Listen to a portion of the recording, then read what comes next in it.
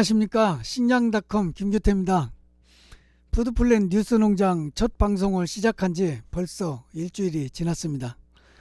많은 사람들이 푸드플랜이라는 주제가 너무 무겁다며 걱정들을 했지만 첫 번째 방송 무사히 마치고 두 번째 방송을 시작합니다. 그렇습니다. 많은 사람들이 푸드플랜은 잘 모르지만 학교급식은 압니다.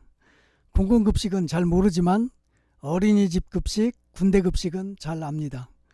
푸드플랜 뉴스농장 유튜브 방송을 꾸준히 듣기만 해도 푸드플랜 정책이 어떤 것인지 자연스럽게 알게 된다는 말씀입니다. 오늘도 학교급식, 공공급식, 친환경농업, 도시농업, 식생활교육, 거버넌스 등 6개 분야 뉴스 브리핑과 전문가 초빙 심층 인터뷰를 진행합니다. 오늘의 주제는 유보통합과 푸드플랜이고 초대 손님은 학교급식을 담당하고 있는 김지연 전 수원시 학교급식지원센터 센터장입니다. 그러면 지금부터 1월 31일 수요일 푸드플랜 뉴스농장 두 번째 방송을 시작합니다. 그러면 뉴스 브리핑 첫 번째 순서로 학교급식 분야를 담당하고 있는 김지연 전 수원시 학교급식지원센터 센터장님을 모시겠습니다.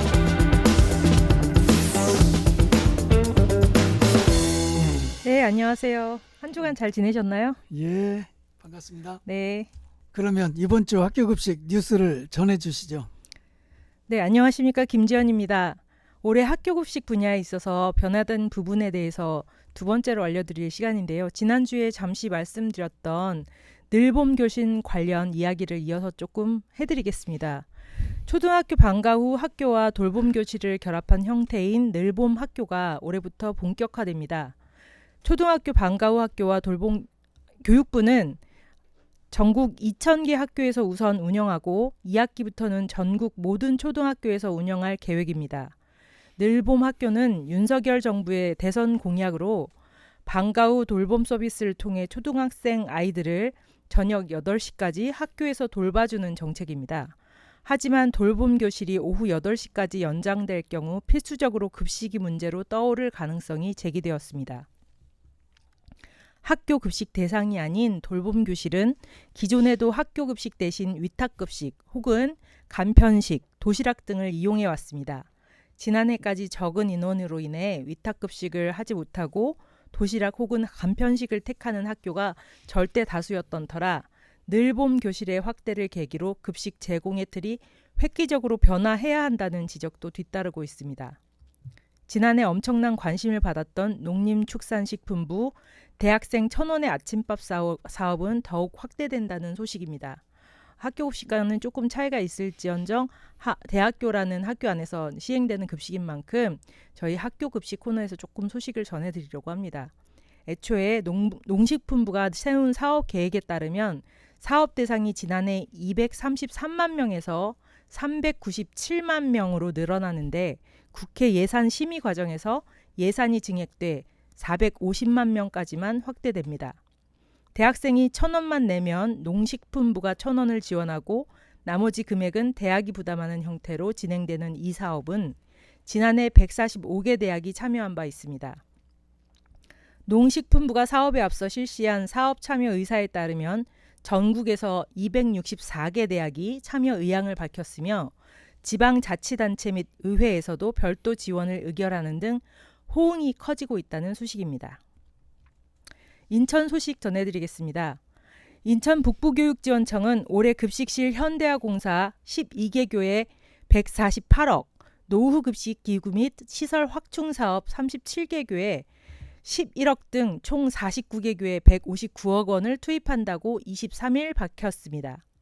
학교급식 현대화 사업은 시설이 노후되어 개선이 필요하거나 식당이 없어 교실 배식을 하는 학교와 조리 구획이 구분되지 않아 위생이 취약한 학교를 대상으로 추진합니다. 노후급식 시설 해썹 시스템에 부합하도록 개선해 급식의 안전성을 확보하고 환경 개선을 통한 수요자 만족도를 향상하는 것이 목적이며 특히 올해부터는 조리 환기 시설을 전면 개선하여 조리 중에 발생하는 유해 물질을 차단하여 급식 종사자가 안전하게 근무할 수 있는 쾌적한 급식실 작업 환경을 마련할 계획입니다. 충북 진천입니다. 진천구는 학교 품질 향상과 건강한 먹거리 제공을 위해 지난해보다 10% 증액한 51억 4천만 원의 예산을 지원한다고 지난 22일 밝혔습니다. 진천구는 문석구 부군수, 김미경 진천교육지원청 교육과장 등이 참석한 가운데 공공급식 지원 심의위원회를 열어 학교 급식 규모와 대상을 확정했다고 합니다. 또 지역의 우수 농축산물을 활용한 건강한 먹거리 제공을 위해 유치원과 초중고교 47곳에 농산물 4억 4천만 원과 축산물 5억 원을 추가로 지원한다는 소식입니다. 경상북도 소식입니다. 의성군은 학교 우유급식 무상 지원 확대를 실시한다고 밝혔습니다. 군에 따르면 농림축산식품부가 주관하는 2024년 학교 우유급식 확대 공모 사업을 통해 사업비 8,100만 원을 추가 확보해 관련 사업비가 1억 3,700만 원으로 늘었으며 이에 따라 군은 당초 무상 지원 대상자 외에 무상 우유급식 지원이 필요한 학생 611명을 추가로 선정해 지원합니다. 이어서 경기도 소식입니다. 경기도 농수산진흥원이 앞으로 3년간 더 경기도 학교급식 친환경 농산물 공급 업무를 맡게 되었다는 소식입니다. 경기도는 지난달 27일 경기도 친환경 등 우수 농산물 학교급식 공급 운영 수탁기관 선정심의위원회를 열고 경기진흥원의 재계약 적정성 여부를 심의해 3년간 재연장을 결정한 것으로 최근 확인됐습니다. 경기도 농수산진흥원은 2019년 이재명 도지사 시절 민간에서 맡아왔던 경기도 학교급식 식재료 공급 업무를 공공기관으로서는 처음 맡아 2년간 수행했습니다. 그 이후 경기진흥원은 2021년 1월 경기도와 계약을 맺고 2021년 3월 1일부터 2024년 2월 29일까지 3년간 공급 운영 수탁기관으로 선정돼 공급 업무를 운영해 왔습니다.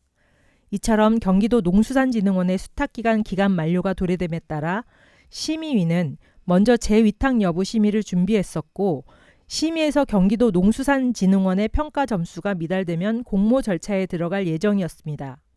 정량평가와 정성평가로 이뤄진 심사 결과 경기진흥원은 최종 86점으로 평가돼 재위탁자로 선정되었습니다. 경기진흥원의 재계약 기간은 2024년 3월 1일부터 2027년 2월 28일까지입니다. 네, 여기까지 학교급식 소식을 전해드렸습니다. 감사합니다.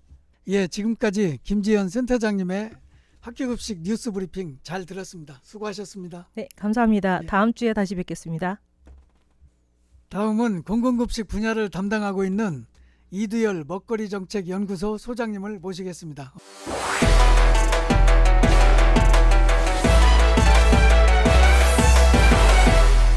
그러면 이번 주 공공급식 뉴스를 전해주시죠.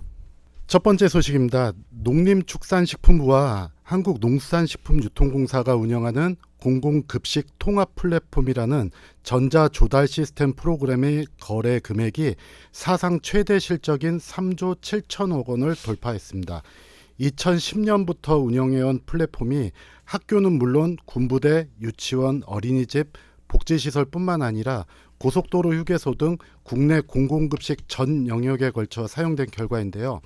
식단 편성부터 입찰, 계약, 정산 등 식재료 거래 관련 모든 업무를 일괄 처리할 수 있고 계약 재배, 재고 관리는 물론 보조금 집행 현황과 품목별 유통 현황을 제공받을 수 있을 뿐만 아니라 안전한 식재료 공급을 위해 식재료 안전성 관리를 대폭 강화하여 더욱 공정하고 효율적인 공공급식 시장 운영을 이끌고 있습니다. 저는 현직에서도 지금 프로그램을 굉장히 많이 다루고 있는데요. 프로그램이 공공급식 시장뿐만 아니라 쿠팡이나 마켓컬리, 이제 식자재 유통하는 식품, 이런 민간 영역에서도 식재료 거래에 있어 공급자와 수요자를 잇기 때문에 매우 중요한데요. 공공기관이 운영하는 프로그램이 안정적으로 운영되고 향상되고 있는 것 같아 인력과 예산의 효율성에서 매우 중요한 성과라고 할 수 있겠고, 앞으로도 더 프로그램이 공공 영역에 잘 안착되길 응원하겠습니다. 다음 소식입니다. 서울 광진구가 대상별로 나뉘어 시행되던 각종 급식 지원 법률을 통합하여 광진구민 건강 관리를 위한 식생활 급식 지원에 관한 조례를 제정했습니다. 이 조례는 사회적 경제적인 어려움으로 끼니를 거르는 서울 광진 구민이 없도록 전 생애 주기의 급식 지원에 필요한 사항을 조례로 제정한 것인데요. 기존의 급식 지원이 영유아, 아동, 학교 밖 청소년, 청장년, 노인, 장애인 외 긴급 지원 대상자 등 각각 대상별로 분산됨에 따라 중복 지원되거나 사각지대가 존재하는 문제점이 있었습니다. 하지만 통합 조례 제정으로 구민의 전 생애 주기를 아우르는 체계적인 급식 지원 추진이 가능해졌고, 보다 효율적인 급식 관리가 될 것으로 기대되어 그 의미가 크다고 할 수 있으며, 조례 안에는 생애 주기에 맞는 식생활 교육 지원, 질병 예방과 관리를 위한 상담 지원 등의 내용도 담았는데요. 제가 조례 내용을 보니까 조례 내용과 이제 다른 광진구의 조례를 봤는데요. 한 가지 아쉬운 점은 이 통합 조례 제정만으로도 의미가 크긴 하지만 이 조례의 주무부서는 보건정책과 생활보건팀이 맡아 장단점이 있을 것 같고요. 이 조례 외에도 아동청소년과의 아동급식 조례, 교육지원과의 친환경 학교급식 조례가 아직 남아있는 것 같아서 완전 통합은 아닌라는 아쉬움이 있었습니다. 물론 무조건적인 통합이 좋은 것만은 아니지만요.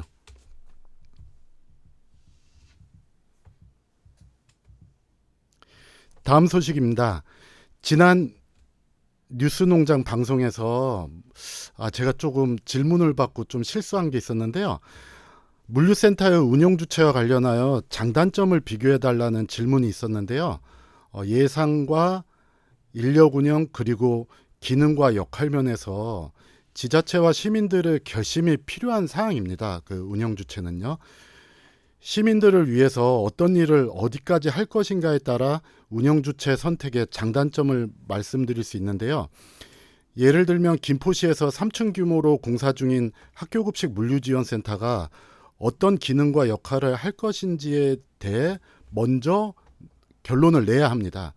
건물 이름처럼 학교 급식만 할 것인지, 아니면 공공급식도 할 것인지, 지역 농산물 유통까지 할 것인지, 청양군이나 강원도 춘천시처럼 먹거리 소외계층에게 반찬이나 식재료도 공급할 것인지, 아니면 시민 전체의 먹거리를 통합 지원할 것인지를 먼저 행정조직과 시민들이 합의를 해야 합니다.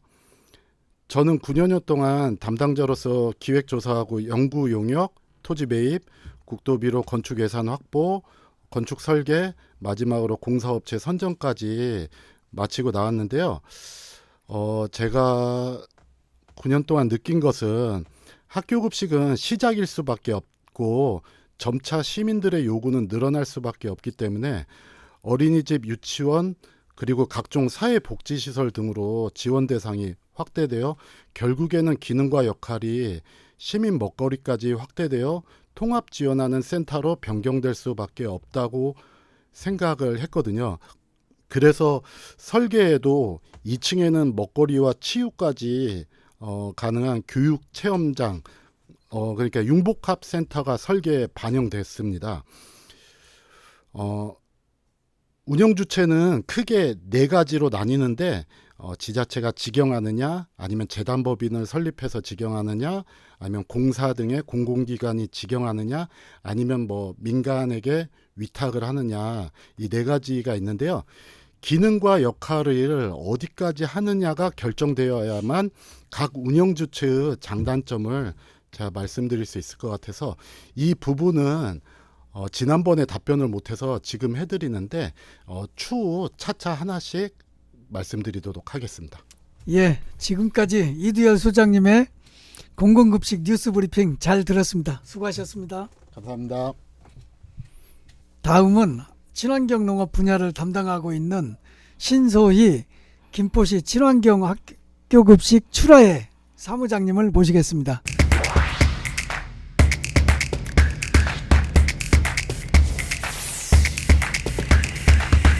어서 오세요.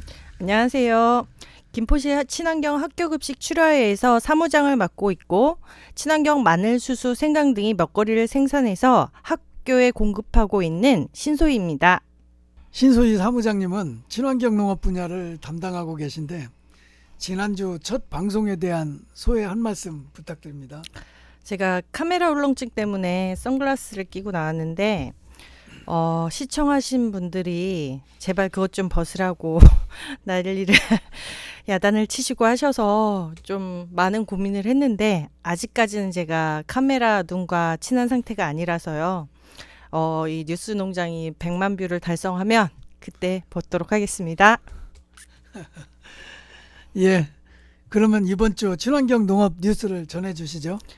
네, 유기농업 정말 흔하디 흔하면서 귀하디 귀합니다. 화학약 안 주고 화학비료 안 주면 모두 유기농이라 씨 뿌리고 방치하는 것도 유기농, 유기적 방법으로 자급자족 텃밭을 운영해서 가족이 먹거리를 생산하는 것도 유기농, 손톱 몇 개 뽑히고 뼈마디 삭는 것은 예사로 여기며 관리해서 겨우겨우 먹고 사는 것도 유기농입니다. 우리나라 법적 유기농업인 숫자보다 자급자족을 위해 유기농을 실천하는 도시농부, 텃밭농부 수가 더 많지 않을까 하는 생각을 할 만큼 유기농업 전업 재배는 어렵습니다. 유기농법, 사실 집집이 장만만큼이나 다양해서 체계화하기가 어렵습니다. 진짜 기술은 부모가 자식에게 혹은 진짜 열심히 하는 후배들에게 선배들이 각보 남겨주듯이 알려주기도 합니다. 비법 공유도 잘 안 되고 해준다 해도 설명의 방식이 투박하고 정형화되기 어렵습니다. 그렇기 때문인지 가끔은 도저히 말이 안 되는 방법이나 자재가 최근 유기농 트렌드인 것처럼 소개되어 애를 먹이기도 합니다. 레시피는 엄청 많은데 진짜 제대로 만들어 먹기가 어려운 요리처럼 어려운 게 유기농 같습니다. 이런 어려운 상황 속에서도 23년 농진청 소속 기관들이 유기재배 매뉴얼 제작은 풍년이었습니다. 고구마, 도라지, 마늘, 멜론, 블루베리, 쪽파, 참깨들깨 종자 생산 매뉴얼, 황기, 단호박에 이어 마지막으로 경기농업기술원이 대파 유기재배 매뉴얼을 발간하였습니다. 2004년 이후 현재까지 농진청 농사로에 유기농업 등록된 책자가 총 66건이었는데 23년에만 11건이 등록되었습니다. 연구를 위한 연구가 아닌 친환경 농업이 진정한 길라잡이가 될 지도서적이 만들어지길 바랍니다. 24년 1월 24일에는 농진청에서 청년 유기농업 연구회 발족식이 열렸습니다. 청년 농업인들이 유기농업 연구를 돕기 위해 멘토 모집도 있었습니다.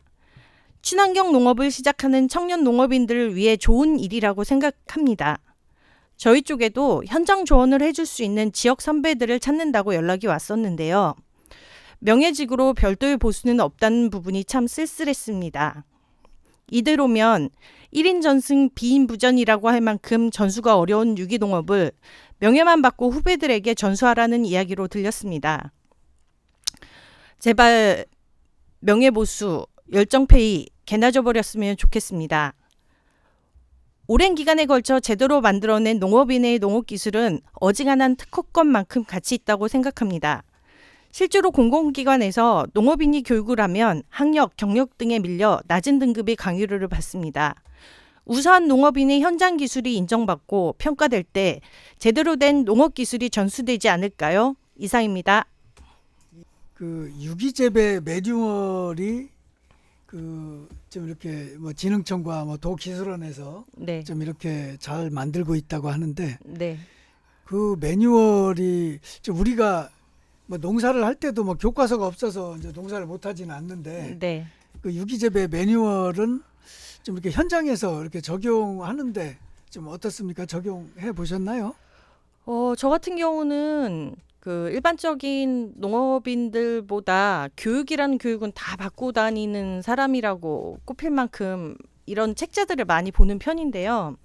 어떤 책자들은 와, 정말 이게 도대체 언제적 얘기야 할 만큼 지나간 것들도 있어요. 그 안이 워낙 20년간의 자료들이 모여져 있으니까요.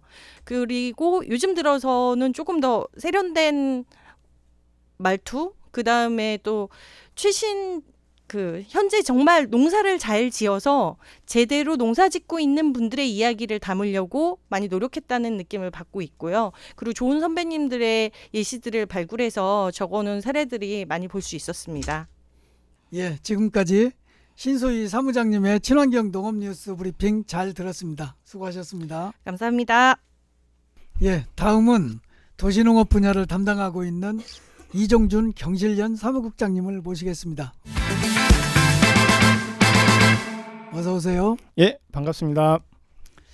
예, 이종준 국장님은 도시농업 분야를 담당하고 계신데 지난주 첫 방송에 대한 소회 한 말씀 부탁드립니다. 근데 남들이 보고 얘기를 많이 해주는데요. 예, 잘했다 그러죠. 아니, 두 가지로 확 나누더라고요. 보니까요. 왜 나왔냐 그리고 도시농업에 대해서 활동을 하는지 몰랐다는 사람들도 좀 많았고요. 예? 그러니까 제가 광고를 많이 한 거죠.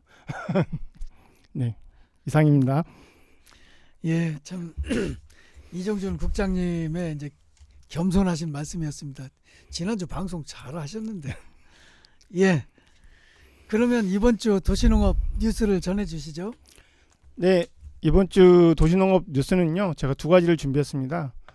물론 뉴스를 좀 검색하다 보니까 여러 가지 뉴스가 나왔는데 그래도 조금 더 알짜배기 뉴스로 준비했습니다. 우선 하나는 전국 씨앗 도서관 협의회라는 단체가 있습니다. 지난주 토요일 날 1월 27일이죠. 당진시 농업기술센터 농원관에서 정기총회를 열었습니다. 아마 많은 분들이 씨앗 도서관이라고 하면은 굉장히 의아해 하시거나 아니면 생소해 하실 수 있습니다. 저희가 일반적으로 도서관은 책을 보러 가거나 아니면 책을 대출받아서 독서를 하는 이 용도로 저희가 많이 방문을 하죠. 근데 씨앗 도서관은 책이 아니고 씨앗을 대출해 주는 곳입니다. 근데 저희가 씨앗 도서관이라고 하지만은 사실 앞에는 토종이라는 말이 들어가야 되는 거고요. 그 씨앗 도서관 협의회가 정기총회를 하면서 전국에 있는 많은 씨앗 도서관들 함께 활동을 하고 정보를 공유하는 시간을 가졌습니다. 제가 전국 씨앗 도서관 협의회 사업을 간략하게 좀 말씀드리면요. 이 협의회는 2017년에 설립이 됐고요.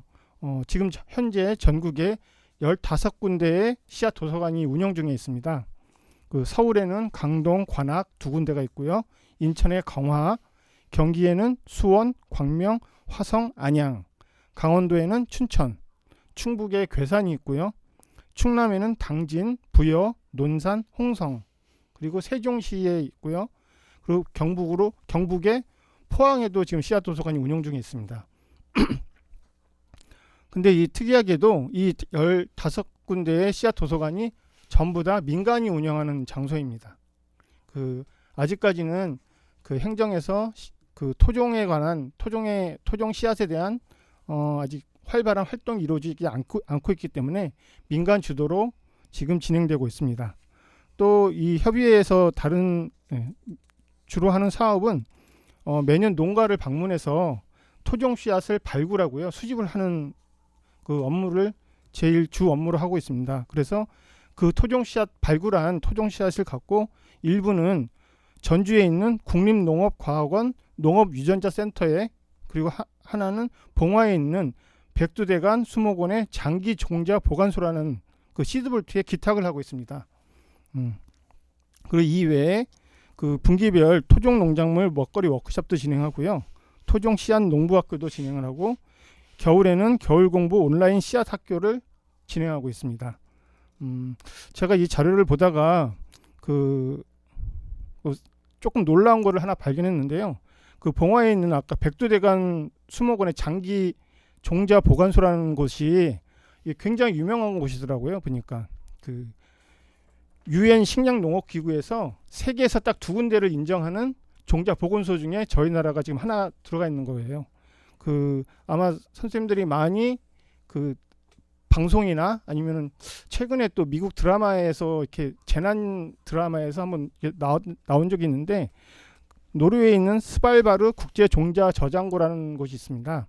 여기에 이제 지하 저장고에 그 세계의 모든 종자를 보관을 하고 그 기후 위기에 대응하는 이런 곳으로 지금 종자 보관을 하고 있고요. 우리나라에 있는 백두대간 수목원에 있는 장기 종자 보관소도 똑같이 그 역할을 하고 있습니다. 다만 그 스발바르 종자 보관소는 작물 종자를 보관하는 곳이고요. 저희 나라에 있는 그 종자 보관소는 야생식물 종자 보관을 주 업무로 하고 있습니다. 예. 그 두 번째 소식은요. 저희 소식입니다. 저희 김포 소식이고요. 저희 김포에서도 올해 제17기 김포 도시농부학교 수강생을 모집을 지금 하고 있습니다. 예, 그랬고 저희는 2011년부터 김포 도시농부학교 운영이 됐는데요. 그동안 572명의 그 수강생들이 왔다 갔고요. 특히 올해는 그 도시농부학교가 도시농업 전문가 과정을 같이 병행해서 운영을 진행합니다. 도시농업 전문가는 해설사라는 개념으로 보시면 될 것 같아요. 그러니까 도시민의 도시농업에 대한 이해를 높일 수 있도록 도시농업 관련 해설, 아니면 교육, 또 기술 보급을 하는 사람으로서요. 2017년 도시농업의 육성 및 지원에 관한 법률이 개정되면서 만들어진 국가 자격증입니다. 도시농업 관리사가 되기 위해서는 저희처럼 도시농업 전문가 양성 기관으로 등록되어 있는 교육기관에서 80시간 이상의 교육을 받아야 되고요. 그 교육을 받은 수료증과 함께 농업과 관련된 기능사 자격증 하나를 보유하게 되면은 도시농업 관리사 자격증을 습득할 수 있습니다. 예, 그 과정을 올해 3월 9일부터 진행을 하고요. 2월 1일부터 모집을 시작합니다. 네, 이상입니다. 아까 그 씨앗 도서관에서는 뭐 씨앗을 대출해 준다고 했는데 네.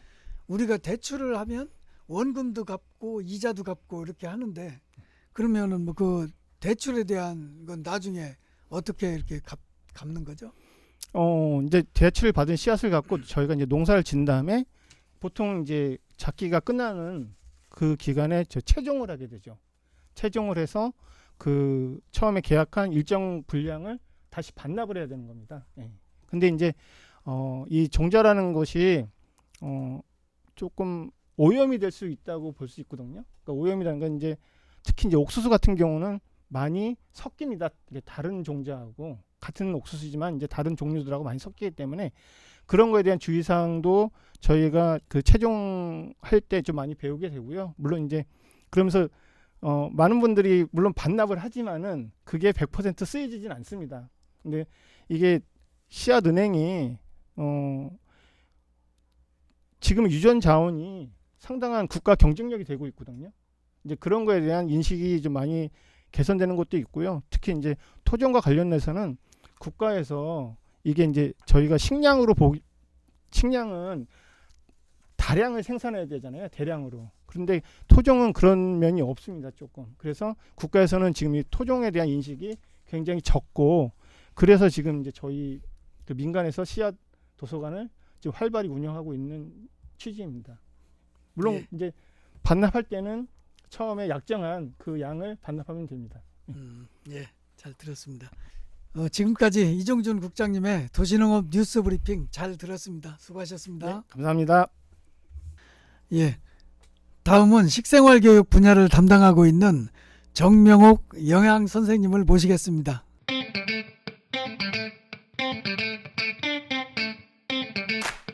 어서 오세요. 예, 먼저 정명옥 선생님은 식생활 교육 분야를 담당하고 계신데 앞으로 어떤 내용을 어떻게 보도해 주실 건지 간략하게 그 설명 부탁드립니다. 네, 제가 전해드릴 내용은요. 국민의 식생활과 식생활 교육 관련 뉴스입니다. 각 자치단체의 푸드 플랜을 견인하고 추동하는 데 기여하게 된다면 좋겠습니다. 그러면 이번 주 식생활 교육 뉴스를 전해 주시죠. 네, 첫 번째 소식입니다. 서울시의회 보건복지위원회 소속 이소라 부위원장님이 지난 23일 서울시 식생활 종합지원센터에 방문을 했는데요. 영양 취약 계층에 해당되는 어르신, 가족 돌봄 청년, 또 청년 및 1인 가구 등의 건강한 식생활 개선을 위한 프로그램을 확대할 것을 센터에 제안했습니다. 이날 센터 현장 방문에는 시 식품정책과장, 식생활종합지원센터장 등 시의회, 서울시 센터 관계자 등이 참석해서 센터의 업무와 향후 사업 방향 등을 논의했습니다. 이 의원은 센터의 청년 대상 식생활 교육 사업에 대한 추진 경과를 보고받고 인터넷에서 실제 교육을 들은 청년들의 강좌 후기를 찾기 어려웠다면서 교육에 참여했던 대상자의 구전 홍보와 더불어 오프라인 홍보도 더욱 활성화해서 새로운 참여자 유입이 많아져야 한다고 사업 홍보에 대해 강조했습니다. 두 번째 역시 서울시 소식인데요. 서울시가 취약계층 아이들에게 주 2회 과일을 제공하는 얘들아 과일 먹자 사업을 겨울방학 중에도 지속해 큰 호응을 얻고 있다고 26일 밝혔습니다.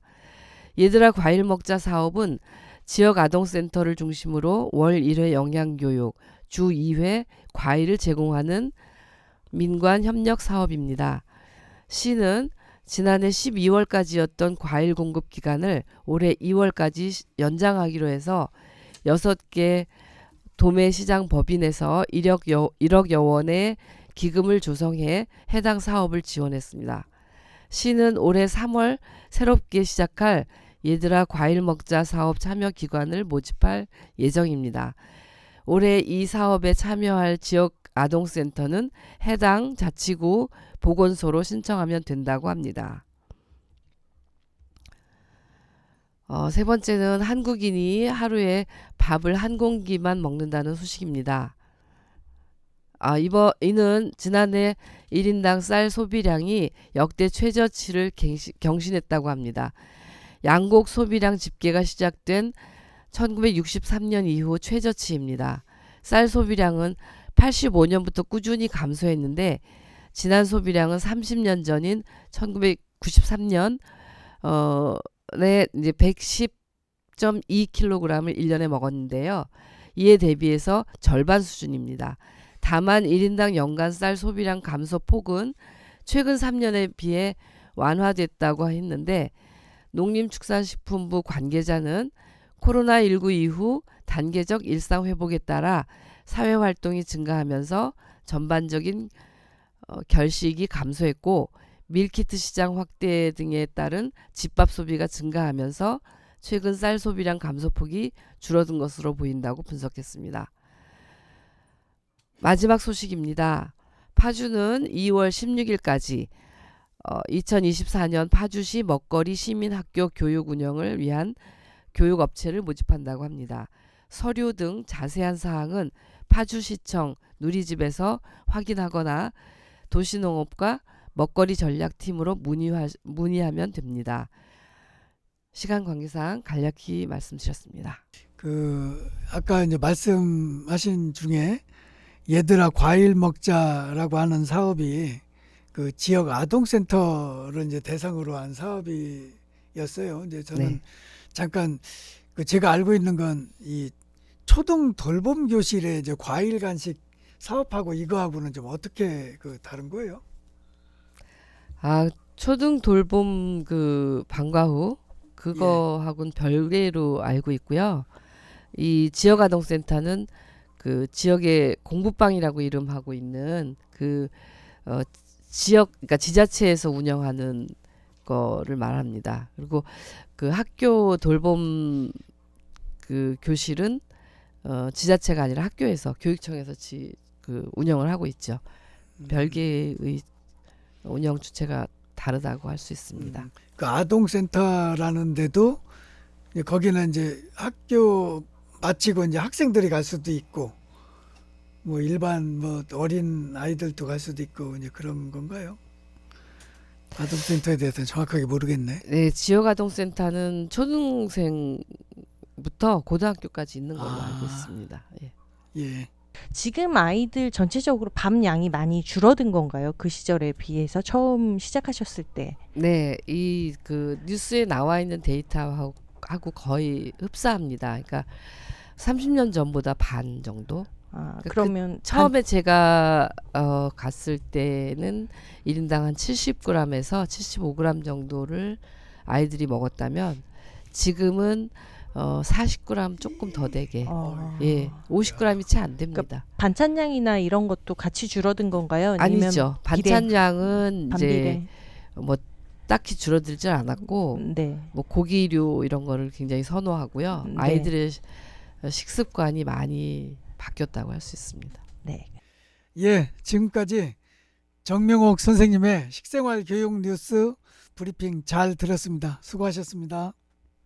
예, 다음은 거버넌스 분야를 담당하고 있는 이빈파 전 화성푸드 통합지원센터 센터장님을 모시겠습니다.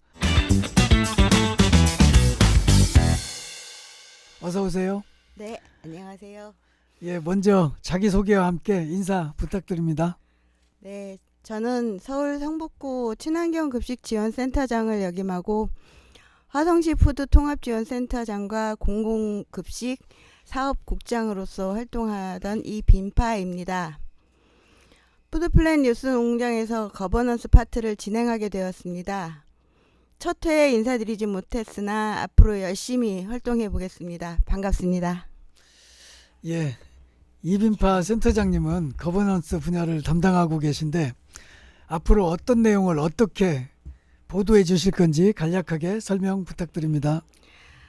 네, 이곳이 푸드플랜 뉴스 농장이니만큼 저 또한 거버넌스 활동 관련 뉴스를 소개해서 많은 분들이 거버넌스를 이해하고 적극적으로 자기 활동으로 체화될 수 있도록 안내하는 것이 필요하겠습니다만 실제 용어나 개념이 명확하게 정착되진 못하고 있다는 현실적인 문제에서 뉴스 브리핑을 매주 진행하기는 쉽지 않을 것 같습니다. 오늘도 사실 뉴스거리가 없어서 저 혼자 맨몸으로 왔습니다. 거버넌스라는 것은 기존의 행정 중심의 탑다운 방식의 정책 생산과 제도 운영 체계를 개편해서 다양한 이해관계자들이 함께 머리를 맞대고 민관 협력 체계를 통해서 이른바 협치를 이끌어내는 것을 거버넌스라고 할 수 있습니다. 전국의 최초 사례로는 서울 성북구청에서 친환경 무상급식을 실시하면서 교사와 학부모 그리고 학생, 영양교사 등 학교 관계자와 함께 지역 생산자, 생협 그리고 그 기타 공급업체 등 지역의회 관계자, 교육청 관계자들이 함께 앉아서 친환경 무상급식 추진위원회를 구성했고요. 친환경 무상급식이 성공적으로 진행될 수 있도록 그리고 열심히 활동해서 발전시켜왔던 것을 말씀드릴 수 있습니다. 그게 아마도 전국 최초의 거버넌스 사례라고 말씀드릴 수 있겠고요. 현재 푸드플랜 운영 지자체에서 먹거리위원회를 구성해서 그들과 함께 먹거리 종합 5개년 계획 등을 수립하는 것들이 현재로는 거버넌스 사례로 말씀드릴 수 있겠습니다. 흔히 칸막이 정치나 행정보고서 간의 높은 장벽으로 인해서 서로 소통하지 못하고 정책 운영을 해서 실행 체계가 일관되지 못하고 있는 부분들이 결과적으로는 직접 수혜 대상자들에게 중복 지원 현상이 일어난다거나 복지 사각지대가 만들어지게 됐고 궁극적으로는 예산 누수나 낭비 현상까지 빚어지던 과거의 병폐를 막기 위해서 거버넌스 시스템을 도입하게 되었던 거고 그로써 원활한 사회 운영이 가능하게 만들어 가자는 데 그 의의를 두고 있습니다. 거버넌스 형태는 민관 거버넌스가 있고 민민 거버넌스도 있습니다. 그리고 중요하게 관관 거버넌스도 구분되지만 실제 관관 거버넌스는 대체로 가장 어려운 숙제가 아닐까 생각됩니다. 앞으로 많은 사례를 중심으로 뉴스 브리핑에 참여할 수 있도록 노력해 보겠습니다. 현실적으로 먹거리 거버넌스와 관련된 이야기들이 그 어떤 형식이든 그 정책을 만들어내고 상호 네트워크하고 푸드플랜을 운영함에 있어서 교육과 홍보와 그리고 시민들과의 공감대를 맞춰가는 그런 일들을 그 거버넌스 활동을 통해서 이끌어내고 있는 중에 있고 그 체계가 어느 정도 확대되고 정착된 과제가 제가 화성에 있을 때 공공급식 시스템 운영하던 그런 형식이어서 사실상 이게 지금 화면에 그림이 나가면 아마도 여러분들께 많은 도움이 될 수 있지 않을까라는 생각으로 이 도표를 화면에 띄울 수 있었으면 합니다. 이상 제가 준비한 자료는 여기까지입니다. 예, 뉴스는 없고 이 거버넌스에 대한 그 이빈파 센터장님의 이제 그 생각과 이렇게 생각을 좀 정리해서 좀 이렇게 말씀을 좀 주셨습니다. 그 우리가 지금 이제 푸드플랜 뉴스농장이라고 하는 그 이름으로 이제 푸드플랜을 주제로 해서 그 이야기를 좀 하고 있는데, 그 이제 제가 생각했던 이제 거버넌스라고 했던 건 이제 푸드플랜 체계 안에서 그 우리가 지금 그 139개 지자체에서 이제 푸드플랜을 이제 수립했다고 하고, 푸드플랜을 이제 수립했다는 것보다도 이제 연구 용역을 이제 마쳤다고 이제 보는 게 정확하겠죠.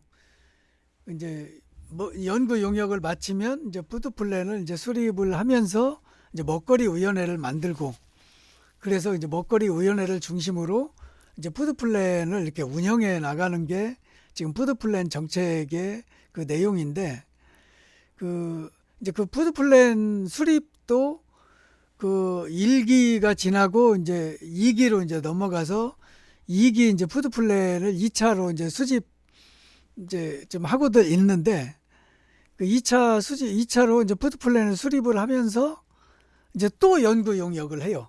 네. 이제 물론 이제 이 부분은 처음보다는 이제 간단하게 하지만 그렇게 하고 또 2기 먹거리 위원회를 또 구성을 하고 좀 이런 시스템으로 운영을 하는데, 그 실제로 이런 거버넌스는 그 시스템 위에서 만들기는 하는데 이것이 진짜 제대로 잘 운영이 되는 것이냐, 좀 이런 문제가 있고, 그리고 어떤 사람들로 이제 구성되느냐도 문제고. 근데 꼭 푸드플랜이 아니더라도 어떻게 보면 푸드플랜의 이제 전신이라고 할 수 있는 게 저는 학교급식 지원센터라고 생각을 해요. 그렇죠.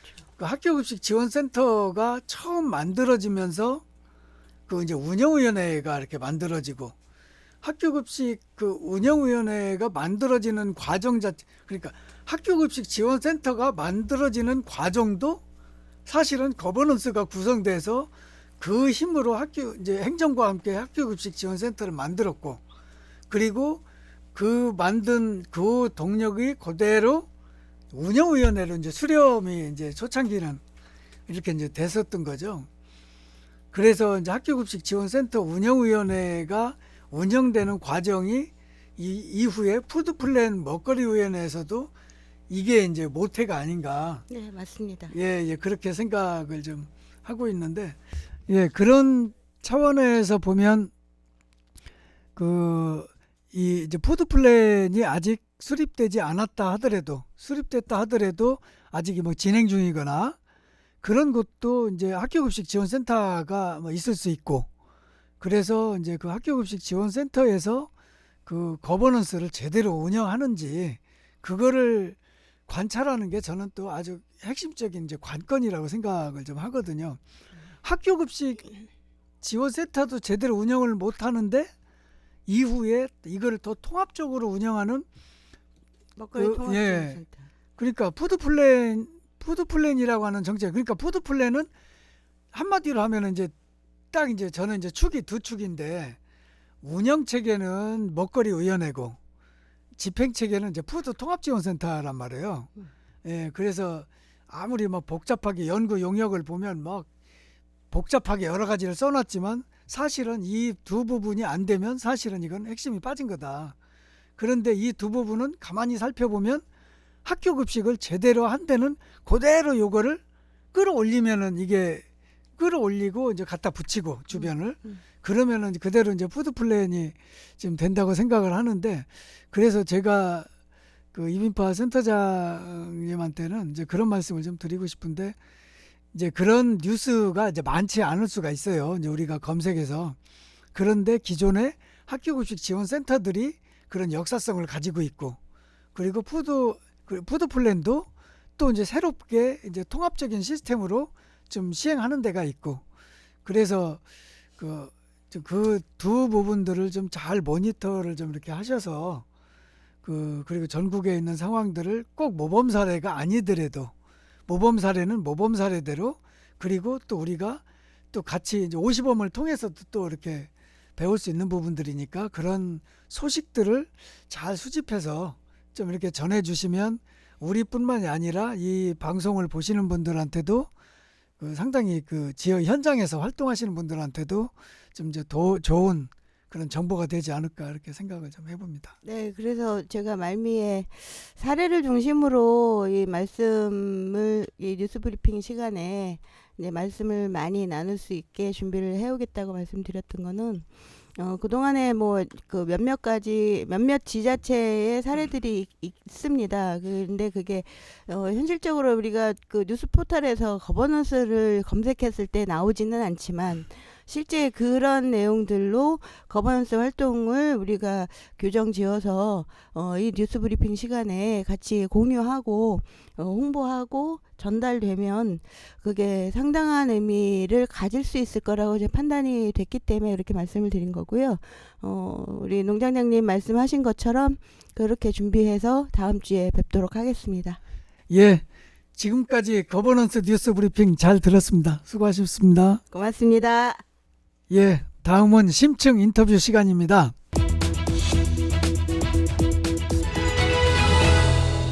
이번 주 초대 손님은 뉴스농장에서 학교급식 분야를 담당하고 있는 김지연 전 수원시 학교급식 지원센터 센터장님을 모셨습니다. 김지연 센터장님을 모신 이유는 지난주 첫 방송에서 유보 통합에 대한 뉴스를 가져오셨는데 좀 더 자세하게 들여다볼 뉴스라는 생각에서 보다 더 심층적인 취재를 해 오셨습니다. 그러면 지금부터 김지연 센터장님을 모시고 유보 통합에 대한 이야기를 들어보겠습니다. 어서 오세요. 네, 안녕하십니까. 다시 만나게 됐네요. 김지연입니다. 예, 그 유보 통합에 대한 논란 무엇이 문제인지 취재하신 내용들을 좀 말씀해 주시죠. 우리나라에서 아이를 낳을 때 초등학교 입학하기 전까지 보낼 기관으로 어린이집과 유치원이 있습니다. 법적으로 어린이집은 사회복지시설이고 유치원은 학교죠. 어린이집은 보건복지부와 각 시도, 지방정부가 관할하며 유치원은 교육부와 시도교육청이 맡아왔습니다. 어린이집은 0세부터 만 5세까지, 유치원은 3세부터 5세까지 이용합니다. 어린이집에는 국공립과 민간, 직장, 가정 어린이집이 있고 또 요즘에는 협동 어린이집까지 있습니다. 유치원에는 국공립과 사립이 있습니다. 초중고 학교에서는 무상교육인데 0세에서 5세 영유아는 기관별로 그 비용이 천차만별입니다. 어린이집이나 국공립 유치원은 학부모가 추가로 내야 할 비용이 거의 없지만 사립 유치원의 경우 학부모가 추가 부담금이 전국 평균 월 13만 5천 원에 달합니다. 유치원은 시도교육청이 1인당 2,800원에서 3,450원의 단가를 책정해 무상급식을 따로 지원하지만 어린이집은 1인당 2,500원을 중앙정부가 보육비에 포함해 지자체에 내려보냅니다.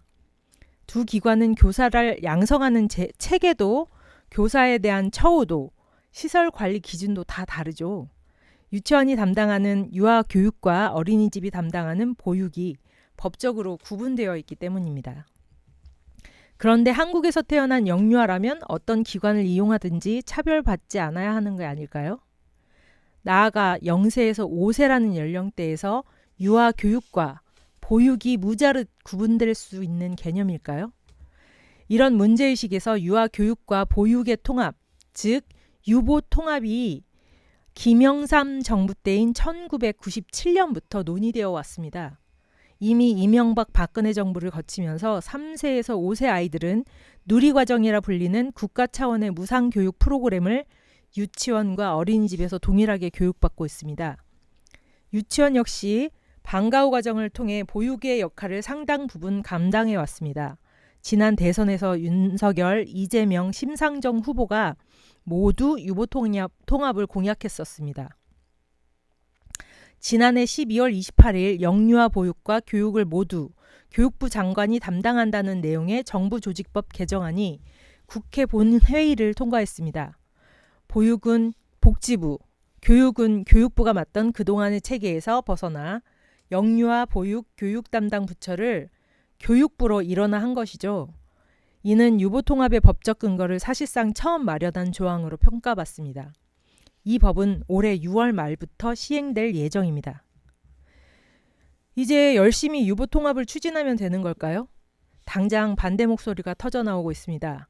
전국 교직원 노동조합회에서는 보육과 교육 여건 모두 악화시키는 정부 조직법 계약 규탄한다는 목소리가, 교사 노조연맹에서는 졸속으로 강행된 이번 개정안에 대해 매우 유감을 표한다는 목소리가 나오고 있습니다. 이 단체들은 유보 통합 자체는 반대하지 않지만 현재 정부가 추진하는 형태의 유보 통합에는 반대한다고 말합니다. 급식의 영역 또한 혼란을 피할 수 없습니다. 지금까지 어린이집은 보건복지부 관할이라 학교급식법에 적용을 받지 않았는데요.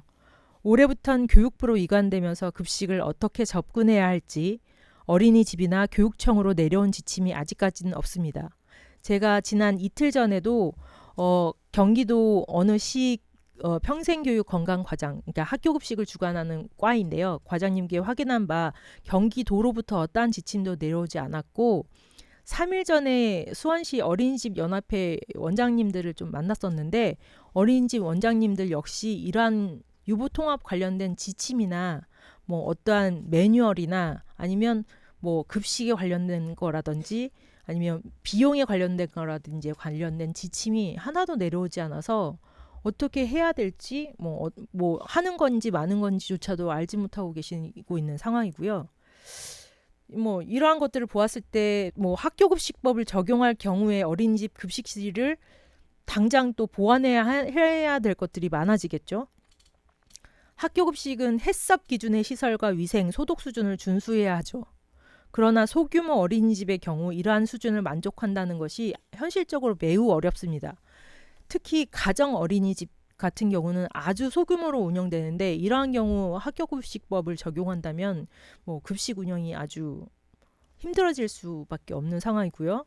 현재 유치원이 학교급식법을 적용받고 있는데 소규모 유치원을 지도 감독하는 데 아직까지도 많은 어려움을 겪고 있는 게 현실입니다. 그러나 또 아주 나쁜 것만은 아닌 것이 어린이집 급식 관리를 학교급식법 수준으로 끌어올릴 수도 있고 급식의 식재료 역시 약간이라도 좋은 쪽으로 변화할 것이라는 희망이 있습니다. 그러기 위해 우선시해야 할 과제는 두 주무부처 간 원만한 인수인계와 급식 관련 법, 조례, 예산, 관리 지침 등 실무적 해결이 서행돼야 할 것입니다. 준비해 오시느라고 수고 많으셨습니다. 굉장히 그 유보통합에 대한 이런 내용들은 저도 좀 이렇게 검색해서 좀 이렇게 좀 봤는데 굉장히 복잡하더라고요. 그리고 이제 다른 부분은 잘 모르겠고 우리가 그 이제 제목을 유보통합과 이제 푸드플랜이라고 이렇게 이름을 좀 붙였는데 그러면은 이렇게 이제 복잡한 유보통합이 우리 이제 급식 체계에서는 이게 좀 어떻게 될 거냐 이제 그거를 좀 우리가 논의했으면 해서 이제 그런 말씀을 좀 드렸었는데 기존에 이렇게 보면 학교 급식은 친환경으로 되는데 어린이집이나 이런 데는 또 친환경이나 이게 의무가 아니에요. 그렇게 하고 또 이렇게 지원이 이렇게 안 되고 있고 어떻게 보면 그 초등학생들이 뭐 무농약이나 이런 그 친환경 먹거리를 먹는다고 치면 이거보다도 어린애들은 다 이거 유기농으로 먹어도 시원찮을 텐데 사실은 또 그렇지 이제 못하단 말이에요. 그런 측면에서 저는 유보통합이 되면 그 얘네들도 이 먹거리가 좀 이렇게 향상되는 거 아니냐 이제 그런 생각은 좀 이렇게 했었는데 뭐 말씀 듣고 보니까 뭐 지금까지 아무런 연락도 없고 네. 뭐 이렇다고 해서 지금 그런 과도기인 것 같습니다. 예, 지금까지 좀 말씀을 좀 드렸는데 더 의견이나 이제 질문들이 있으면 좀 말씀들 좀 한번 해보시죠. 유보통합을 하면 제일 문제되는 게 이제 보육 시설은 삼시 세끼를 주기도 하거든요. 근데 유치원 한 끼만 해결을 하고 또 이제 그 뭐 늘봄학교까지 아까 그 브리핑 하실 때 말씀하셨었는데 그러면 애들 저녁까지 먹여줘야 되는 부분이 있고 그러니까 식사와 간식과 또 이제 점심, 그러니까 아침 간식, 그 다음에 또 점심 간식, 그리고 저녁 이렇게 5끼를 아이들 끼라고 하면 좀 그렇지만 아무튼 먹을거리를 5번을 제공해 줘야 되는 그런 과정들이 분명히 과제가 생길 건데 그런 것들을 어떻게 할 건지 그런 계획들이 있는지가 궁금하고 아까 지침이 하나도 안 내려왔다고 했는데 실제 그런 게 아까 뭐 유모라는 그 뭐 저기 뭐 말 이상하게 한 그 차관분 그분 등등은 뭔가 기획을 하고 있었지 않았을까? 뭐 이런 것들 한번 좀 심층 취재를 해서 말씀을 나눠 주실 수 있으면 좋겠어요. 뭐 그거는 이제 또 한 번 더 깊게 파고 들어야 될 상황이지만 제가 현재 학교 유치원 영양교사 그러니까 병설 유치원, 단설 유치원 영양교사 선생님이나 아니면 교육지원청 관계자분들께 전화를 해서 여쭤봤어요. 이 유보통합이 당장 올해부터 올 6월 달부터 시행될 것 같은데 현장은 지금 어떻습니까? 했더니 전혀 뭐 준비가 안 돼 있고 전혀 어떠한 지침도 내려온 게 없다라고 말씀을 하시더라고요. 근데 지금 이런 상태에서 만약에 유보통합이 된다면 제일 크게 우려되는 지점이 아까 이빈파 선생님께서도 말씀하셨다시피 5번의 먹거리를 아이들한테 제공을 해야 되는데 이러한 부분을 감당하기가 상당히 어렵습니다. 왜냐하면 선생님 한 명당 돌보아야 될 원아들이 굉장히 많은 수준이에요. 그리고 그 선생님들이 뭐 어린이집 같은 경우는 원장 선생님도 교사로 등록이 되어 있고 또 원장 선생님이 직접 급식을 아이들 먹거리를 만드는 경우도 있고 그런 상황이다 보니까 이게 자칫 잘못하면 선생님들 업무가 과부하가 걸리거나 이런 상황이 돼서 급식을 대기업의 위탁에서 운영할 가능성이 아주 커진다고 볼 수 있어요. 상당히 위험한 수준의 지금 급식이 놓여 있는 상황이고요. 이러한 부분에 대한 매뉴얼이라던가 어떠한 기틀이 잡혀지지 않으면 제가 생각할 때는 그런 방향으로 갈 가능성이 아주 큽니다. 염려되는 부분이 이제 급식이라고 하면 식품위생법 2조에 정의된 게 50인 이상이거든요. 그래서 지금 50인 이하의 규모에서 이제 그 식사를 하는 곳은 사실은 사각지대에 있었어요. 지금까지는. 근데 이제 이것이 급식이라는 용어로 그냥 일반화되고 있는데 어떻게 이거를 다시 디자인할 건지 이런 거에 대한 그 정부 정책을 좀 면밀하게 들여다 봐야 될 것 같습니다. 예, 그걸 말씀드리고 싶네요. 예. 네, 저도 마치기 전에 한 말씀 드려야 될 게 제가 학교 급식 분야를 다루고 있지만 이 급식이 예전에는 복지적인 측면에서 접근을 했다고 하죠. 보편적 복지냐, 보편적 돌봄이냐를 떠나서 제가 생각할 때는 학교 급식 영역 안에 있는 급식은 교육으로서의 접근이 가장 크다라고 생각이 듭니다. 그래서 이 주무부처 간에서도 어떠한 눈을 가지고 이 급식을 다가서야 할지가 제일 중요하다고 생각합니다. 그렇기 때문에 학교 급식 안에 친환경이 있는 거고 도시농업이 있는 거고 먹거리 돌봄이 그렇기 때문에 필요한 거지. 아이들이 한 명을 키우기 위해서는 온 마을 전체가 필요한 거 아니겠습니까? 그렇기 때문에 교육 급식을 어떠한 측면으로 바라볼지도 우리가 조금 다 같이 한 목소리를 내야 해야 할 시점이지 않을까 생각합니다. 예, 지난주에 이어 오늘 그 2회에 걸쳐서 유보통합에 대한 논란과 그 바람직한 운영 방향에 대해서 이제 토론을 좀 했습니다.